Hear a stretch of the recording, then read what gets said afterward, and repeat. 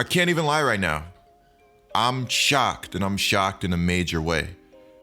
With all of the NBA news that we've been getting, I guess this shouldn't come as a major shock to anybody, but the bubble has been absolutely absurd when it comes to NBA news, narratives, and headlines. I mean, come on, we got LeBron out here talking about the MVP award. We've got Giannis hitting the offseason early, unfollowing everybody on IG. I mean, seriously, it doesn't get a lot better than it has. Guys, we're not even in the offseason yet. And once the offseason hits, oh yeah, things are going to hit the fan. Things are truly going to start to unravel, and I'm going to be there to report it for you guys every single step of the way. Now, there's not a lot that could have prepared me for this moment, but when you have news like this, when you have a story like this, you have to report it head on, and that's exactly what I'm going to do. Regardless of how many Clippers updates there are, regardless of how many Paul George updates there are, I'm going to be there to bring it to you guys. Now, the run of the 2020 Los Angeles Clippers and Paul George is over before it seemingly ever really got going, which is scary, especially if you're a Los Angeles Clippers fan. If you're a Clippers fan, comment down in the comments below. Just trying to see something. Seriously, no disrespect. Just comment down in the comments below. With that being said, be sure to subscribe and turn on notifications. You will not want to miss another Getlikecoop video. And that is facts. Be sure to follow my stream. The link is in the description below. I stream with the homie De'Aaron Fox. We go hard on the park on NBA 2K21. Also, guys, the NFL channel that I run is also in the description below. So if you want to check that out with the NFL season turning up, be sure to do so. Lastly, if you guys could leave a thumbs up on this video, it helps me out so much. It tells the YouTube algorithm that you guys like my content, and it helps me grow. Much appreciated, guys. The 2020 Los Angeles Clippers, let's go ahead and get it started. Man, times are getting tough if you're a Clippers fan. So hey, you guys remember this video I showed you guys a few days ago? The fact of the matter is we didn't live up to that expectation. But I think internally, we've always felt this is not a championship or bust year for us. We can only get better the longer we stay together and the more we're around each other. The more chemistry for this group, the better. I think that's really the tale of the tape of the season. We just didn't have enough time together. The Clippers lose Game 7 after being up 3-1, second round of the NBA playoffs. Paul George comes out, says the matter of the fact is we didn't live up to that expectation. But I think internally we've always felt this is not a championship or bust year for us. We didn't have time together. Now, what this statement from Paul George pretty much alluded to is that Paul George and the rest of the Los Angeles Clippers squad pretty much want to go ahead and run things back. Now, when I showed you guys this video in one of my recent videos, I was pretty blunt. I came out and I said, I'm just not sure everybody is on the same page as Paul George. I mean, this is a team that's getting older. Guys have agendas, guys have things they want to do and accomplish. And if they feel like they can't do that with this Clippers team, then why in the world would they stay? Now, with the Golden State Warriors, we saw veterans consistently taking less to play with them because not only were the Warriors a legit threat to win every year, they also had this phenomenal culture. If you weren't winning with the Golden State Warriors, you probably still weren't miserable. Now, I'm not saying the Clippers are miserable. Their players are miserable in like any way, shape, or form. But it's obvious that this team has some core problems that run a lot deeper than just bare bones chemistry issues. I mean, seriously, just check out this report from Chris Haynes regarding Game 7. He reports that early in the second quarter, a struggling George had committed 2 careless turnovers in less than a minute. The second mishap was a half-court pass to Harrell, who was near the paint but surrounded by Murray and Michael Porter Jr. Murray picked off the pass. Harrell then approached his teammate about the risky pass, with George not taking any responsibility and arguing the pass could have been caught had Harrell made the right play.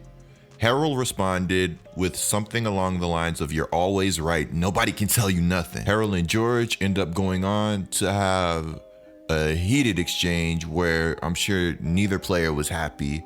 Their teammates on the sideline start clapping to disguise the situation and also try to defuse it.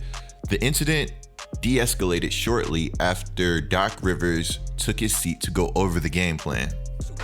Step back, 21-footer, Murray no. Plumlee fighting for it, George claims it.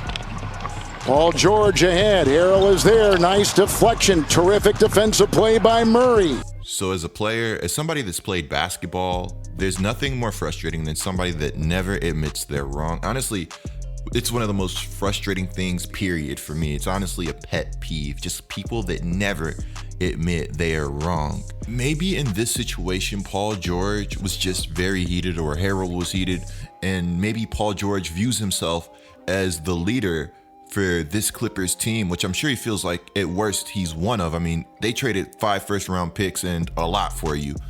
Now, some people, when they're in charge, they feel like admitting when they're wrong is a sign of weakness. I mean, again, just some people, period. They feel like admitting when they're wrong is a sign of weakness. No, it's not a sign of weakness at all. It's natural.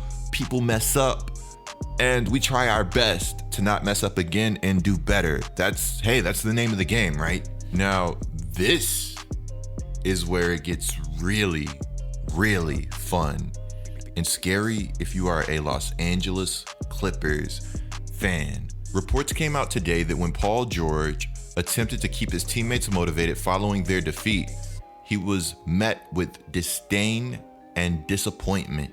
In the post-game locker room Tuesday night, George was preaching to his teammates to remain committed, for all the players to return to the team this offseason and stay ready to make another run.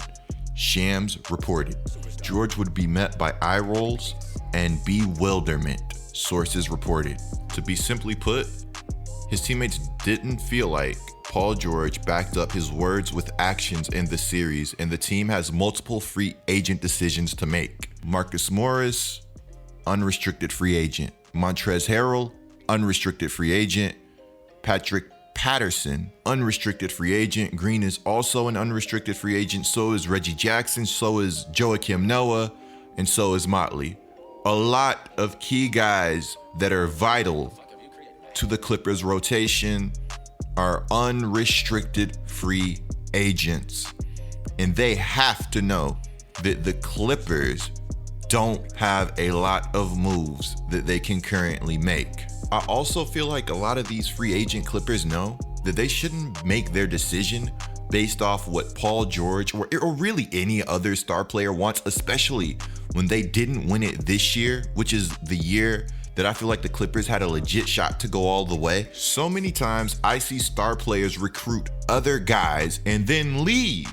I mean, I saw Anthony Davis recruit Drew Holiday to re-sign in New Orleans. AD ends up leaving. I think Boogie also was part of that recruiting process. Boogie also, unfortunately, ended up leaving, although Boogie's situation was way more complicated, so I won't necessarily hold that against him. I mean, even in Los Angeles, we saw DeAndre Jordan be committed to Dallas, decide to go back to Los Angeles after further recruitment, and then the Los Angeles Clippers team that he once knew was entirely no more. Things happen and you have to act in your own best interest. Look, I think Paul George is a phenomenal player, as is Kawhi Leonard, but I can't say that both of these guys have been the most loyal players throughout their careers, especially with Kawhi Leonard leaving what is a great situation in Toronto. All it takes is somebody to change their mind and they are gone from that team.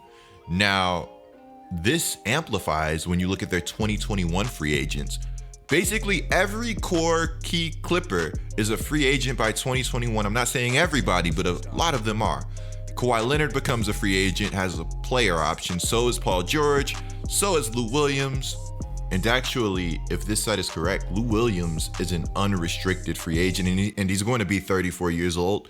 Though I think he has a game that's evolving very well, although the defense is still definitely not there. Shamet has a team option. Say the 2020 free agents buy in run it back. Season goes terrible. The 2020 free agents take less money to run it back. And then the following season goes terrible. You think those 2021 free agents are going to want to stay? No, I really don't think so. Of course, it might not just be a money sacrifice for these players. Maybe they just don't want to be in the situation they're in right now. Now, rival teams reportedly expect the Clippers to work the trade market for a playmaker. And I'm seeing here that Scoop B reports that the Clippers have interest in Drew Holiday. And my response to that is, I don't really want anything on the Clippers team. I'm not sure what they could possibly give us. I mean, I guess if it's possible for them to trade more first or acquire first from somebody and send them our way, I would be down for that. But again, I mean, I honestly have no clue what the Clippers could send for us. For Drew Holiday, very high level player, very great two-way guy. It's going to be interesting to see how the Clippers approach this offseason and try to manage the trade market. Now, I want to know down in the comments below, do you think they should run it back? And what trade do you think is realistic for the Clippers? Who do you think that they can go out and get? Hey, let's have some fun. Let's go outside of realism. Who do you think is the perfect fit on this Clippers team? I think it really might come down to the Clippers having to trade Paul George. That being said, let me know what you think of everything. Be sure to click the video on the screen right now. I'm Getlikecoop. Subscribe if you're new. See you guys in the next one, and I'm out.